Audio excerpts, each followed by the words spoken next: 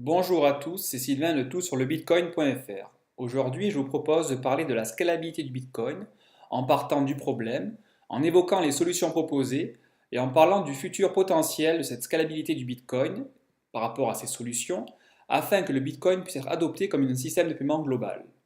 Une des critiques les plus familières autour du Bitcoin concerne sans aucun doute sa scalabilité. En effet, son implémentation actuelle ne permet pas à son réseau de supporter une montée en charge suffisante pour devenir un système de paiement globalisé. Atteindre un tel statut nécessite de pouvoir traiter des milliers de transactions à la seconde, alors qu'à l'heure actuelle, le Bitcoin ne peut traiter que 7 transactions par seconde. De tels chiffres placent le Bitcoin à des années-lumière du système de paiement Visa qui gère 2000 transactions à la seconde, mais à qui l'on prête les possibilités pour en gérer bien plus. On estime notamment que le système pourrait atteindre jusqu'à 56 000 transactions à la seconde si besoin. C'est gigantesque. Les critiques sur le Bitcoin correspondent à un problème bien plus réel, mais elles n'adressent qu'une partie du problème. L'autre partie du problème que nous devrions considérer est de savoir si le Bitcoin, bien qu'imparfait aujourd'hui, a le potentiel pour scaler en mettant à jour sa blockchain. Les questions les plus intéressantes à se poser sont donc: est-ce que le Bitcoin peut, suite à des modifications de sa blockchain, scaler suffisamment pour dépasser le seuil des 7 transactions traitables par seconde? Si oui, est-il capable de scaler pour supporter plus de transactions à la seconde et quel seuil peut-il atteindre? Si plusieurs solutions existent pour rendre le Bitcoin plus scalable, quelle est la meilleure d'entre elles et quelle est celle que l'on doit adopter? Le débat entourant la scalabilité du Bitcoin est aussi vieux que le Bitcoin lui-même. Cette vidéo se veut être une contribution dans ce débat avec une approche donc en 3 points: le problème, le constat, les solutions proposées et le futur pour le Bitcoin. À la fin de cette vidéo, vous devriez y voir plus clair sur la problématique de la scalabilité du Bitcoin. Il est également très important de garder à l'esprit que le Bitcoin demeure important et le demeurera même si sa communauté n'est pas capable de le transformer pour qu'il puisse gérer des milliers de transactions à la seconde. En effet, après bientôt 10 ans d'existence, le Bitcoin a largement prouvé sa valeur en s'imposant comme la crypto-monnaie numéro 1. Il a toujours su résister aux attaques de toutes sortes qu'il a subies depuis lors. Donc quel est le problème du Bitcoin? Les limites techniques du Bitcoin le bloquant à 7 transactions validables par seconde sont connues de tous les crypto-enthousiastes. Au cours des mois et années passées, de nombreuses propositions ont été faites pour améliorer la scalabilité du Bitcoin. Une des solutions qui revient le plus souvent concerne la taille des blocs utilisés par la blockchain Bitcoin. La taille de ces blocs est actuellement de 1 mégabit et de nombreuses voix s'élèvent pour prôner une augmentation de cette taille afin de pouvoir embarquer plus de transactions dans les blocs de la blockchain. Avoir plus de transactions au sein de chaque bloc pourrait permettre du même coup d'en traiter plus à la seconde. Il est bon de préciser qu'un bloc est enregistré pour validation toutes les 10 minutes en moyenne actuellement. Historiquement, la taille des blocs du Bitcoin aurait été fixée à 1 mégabit afin de le prémunir contre des attaques de type spam ou attaques par déni de service. Cependant, certaines voix discordantes arguent du fait que le mystérieux Satoshi Nakamoto n'a jamais réellement confirmé ses justifications. De fait, changer la taille des blocs n'irait pas contre l'avis du fondateur historique du Bitcoin.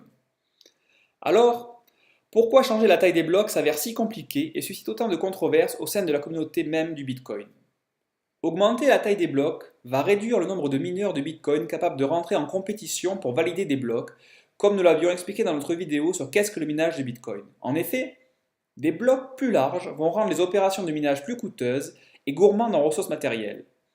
Les entités centralisées possédant plus de puissance de calcul vont donc devenir du même coup encore plus puissantes au sein de la communauté des mineurs. La nature décentralisée de la blockchain Bitcoin serait mise à mal, ce qui explique en grande partie pourquoi de nombreux membres de la communauté ont refusé jusqu'alors cette solution. Plus récemment, le Bitcoin a connu un fork logiciel afin d'incorporer le protocole SegWit, Segregated Witness. SegWit est un système visant notamment à séparer la signature des données d'une transaction des données de la transaction.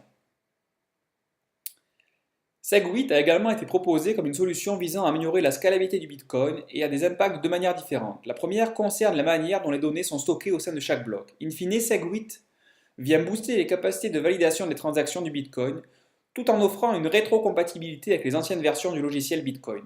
Ce point est essentiel.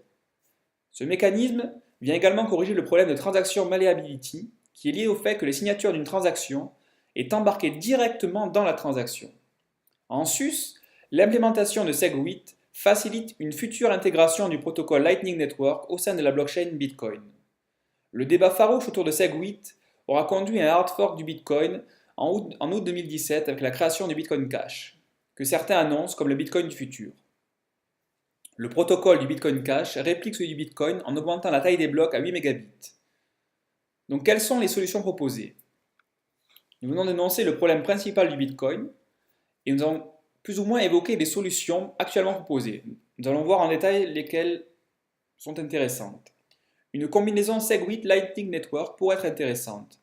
Comme nous venons de le voir, une implémentation combinée des protocoles Segwit avec Lightning Network au sein de la blockchain Bitcoin pourrait constituer une solution plus prometteuse d'un point de vue technique pour sa scalabilité. Le fait que Segwit renforce la sécurité du Bitcoin, mais également facilite l'intégration du Lightning Network, semble constituer un scénario idyllique. Il est bon de rappeler que, conséquence de ces problèmes de scalabilité, le Bitcoin voit ses frais de transaction exploser et n'est donc pas une solution pérenne pour le développement d'un système décentralisé de micropaiement à forte volumétrie. En ce sens, le Lightning Network est la solution idoine puisqu'il permet l'exécution d'un nombre important de micropaiements sans frais de transaction via ces fameux channels de paiement. En sortant l'exécution de ces microtransactions de la blockchain Bitcoin, il permet donc un désengorgement du réseau. Pour plus de détails sur le fonctionnement de ce Lightning Network, n'hésitez pas à consulter notre vidéo sur le Lightning Network pour les nuls, une introduction complète.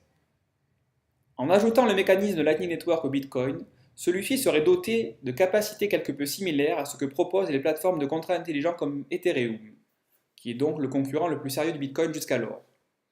Alors que Lightning Network n'en est qu'à ses débuts, il semble évident que son implémentation sur la blockchain Bitcoin constitue une solution inévitable pour assurer le développement à long terme du Bitcoin.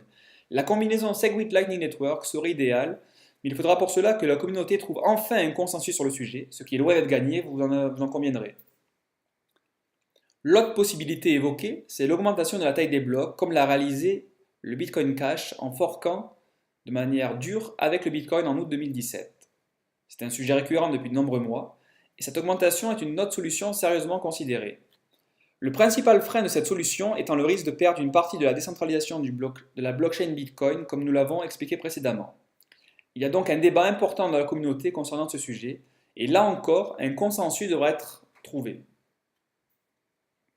Le Bitcoin Cash a choisi de passer à une taille de bloc de 8 mégabits.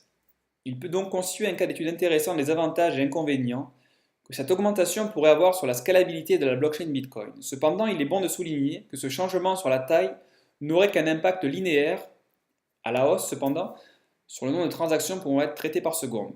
On passerait donc de 7 transactions par seconde à 56 avec cette augmentation des blocs, puisque cette transaction multipliée par 8 fait qu'on atteindrait donc 56, puisqu'on passe d'une taille de bloc de 1 mégabit à 8 mégabits. À court voire moyen terme, cette augmentation serait bénéfique pour les capacités du réseau. Cependant, quand on sait que Visa peut traiter 2000 transactions par seconde, PayPal plus de 150 et Ethereum vise les 100, 56 reste très faible, on va dire. Néanmoins, elle ne peut constituer une réponse à long terme, une solution pour que Bitcoin puisse devenir un système de paiement grand public. En effet, on peut rappeler que Visa traite déjà donc 2000 transactions par seconde avec des possibilités de scalabilité considérables jusqu'à 56 000 transactions au maximum, d'après les chiffres annoncés par Visa. L'augmentation de la taille des blocs correspond donc plus à une solution temporaire avant de prendre des grandes décisions pour intégrer des solutions plus pérennes à long terme comme le Lightning Network, en combinaison du Segwit. Quel est donc le futur du Bitcoin? En l'état actuel, le Bitcoin ne peut constituer une solution de paiement globale viable. C'est un fait sur lequel tout le monde s'accorde. Les frais de transaction, les délais de transaction sont trop importants. Des solutions existent et nous en avons présenté 3, revenant le plus souvent sur la table des pourparlers des négociations de la communauté. Chacune de ces solutions vient avec ses avantages et ses inconvénients, comme bien souvent en informatique. Il faudra donc voir si le jeu en vaut la chandelle et si la communauté peut trouver un consensus pour faire avancer le Bitcoin dans la bonne direction à long terme. Personnellement, je pense qu'une implémentation du Lightning Network s'imposera à moyen terme et la combinaison avec le protocole Segwit constituera une solution favorable à l'amélioration notable de la scalabilité du Bitcoin. En revanche, l'augmentation de la taille des blocs, à elle seule, ne vaut peut-être pas la peine, puisque le gain de scalabilité sera relativement faible, en comparaison des risques sur une limitation de sa décentralisation. N'hésitez pas à réagir sur la scalabilité du Bitcoin et rentrer dans le débat avec nous en revenant sur la plateforme toutsurlebitcoin.fr.